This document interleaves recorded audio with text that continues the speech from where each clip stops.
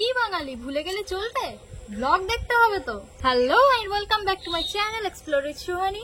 আজকে এসেছি ইছাপুর রামকৃষ্ণ মঠ, তো সেই নিয়েই আমার এই ভিডিও। দেখতে থাকুন আমার ভিডিও। ঠিকানাটা মোটামুটি সকলেরই জানা, তাও এমন কেউ দেখতে পারেন যার ঠিকানাটা জানা নেই, কিন্তু আসার ইচ্ছা থাকতেই পারে। তো তারা আরামবাগ থেকে বাস ধরতে পারেন ময়াল বা বন্দরের। আর এখন রাস্তার যা অবস্থা হয়েছে, বাসে আসাটাই ভালো। রাস্তাটা এত খারাপ হয়ে গেছে যে বলার কথা নয়। ময়াল বাস পেয়ে গেলে ডাইরেক্ট মঠের কাছে নামতে পারবেন, কিন্তু বন্দর বাস ধরলে নামতে হবে রামপ্রসাদ মোড়ে।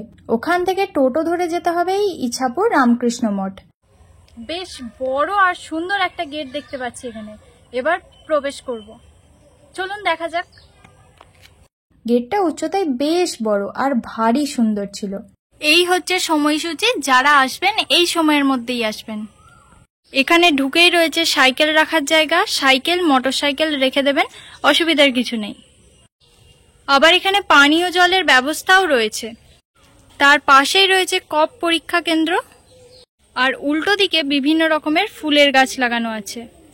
একটু এগোলেই দেখবেন দুদিকে গাছ আর মাঝখানে সুন্দর সিমেন্টের রাস্তা। ওখান থেকে এগিয়ে এসে প্রথমেই চোখে পড়বে এই বিল্ডিংটা।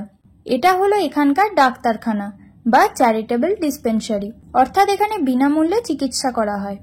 বাইরে থেকে বিভিন্ন ডাক্তারবাবুরা আসেন চিকিৎসা করতে।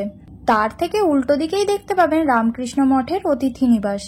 এখানেও নিয়মই একই, থাকার ও খাওয়ার ব্যবস্থা আছে। আপনি নিজের মন মতো টাকা দেবেন, ওনাদের কিচ্ছু দাবি থাকে না। তারপর একটু এগোলেই দেখতে পাবেন এখানকার মঠ, তবে দেখতে বেশ আলাদা, অন্য মঠের মতো একেবারেই নয়। হতে পারে এটি শশী মহারাজের জন্মস্থান বলে একটু আলাদা রকম। নর্মালি আমরা অন্য জায়গায় যেরকম রামকৃষ্ণ মঠ দেখতে পাই, এটা কিন্তু অন্যরকম, একদমই অন্যরকম, ওইগুলোর থেকে পুরোটাই আলাদা। এই মঠটি স্থাপন করা হয়েছিল 1994 সালের 21শে আগস্ট। এবার বলতে পারেন শশী মহারাজকে। উনি ছিলেন শ্রী রামকৃষ্ণ পরমহংসদেবের শিষ্য বা সেবকও বলতে পারেন। তার স্মৃতিতেই এই জায়গায় মঠ স্থাপন করা হয়। মঠের চারিদিকেই রয়েছে অতিথি নিবাস, আর তার পাশে রয়েছে মঠের অফিস। সেই লাগোয়া রয়েছে সাধু নিবাস। বেশ বড় এরিয়া নিয়ে গঠিত এই মঠ, আর ডিজাইনও বেশ আলাদা। সাথে সূর্যের আলো পড়ে সৌন্দর্য আরো বাড়িয়ে তুলেছে এই মঠের। আর দেখলাম নতুন একটা পুকুর সংস্কারের কাজ চলছে, তবে এটা মঠের কিনা সেই বিষয়ে জানা নেই। এই মঠটা কিন্তু বেশ হাইট, আপনারা দেখতেই পাচ্ছেন।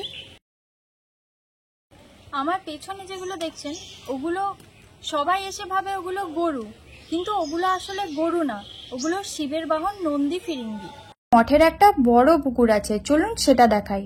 এই সেই পুকুর, বেশ পরিষ্কার, আর দেখে মনে হচ্ছে মাছও চাষ করা হয়।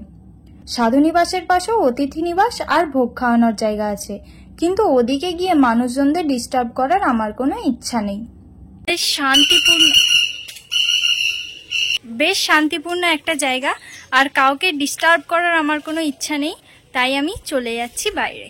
আর এইখানে যদি কেউ ভোগ খেতে চান, তাহলে আমি নিচে অর্থাৎ আমার স্ক্রিনে আমি একটা নাম্বার দিয়ে দিচ্ছি, সেই নাম্বারে ফোন করলে বুকিং হয়ে যাবে খাবার। তবে ফোনটা কিন্তু যেদিন খাবেন তার আগের দিনে করতে হবে।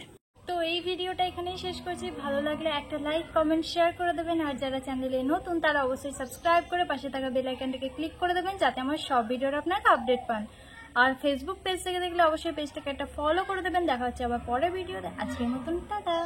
আর এখানকার লোকাল কেউ দেখলে শেয়ার তো মাস্ট, চাই। কমেন্টেও জানাতে ভুলবেন না যে আপনি ময়াল বা ইছাপুরের বাসিন্দা।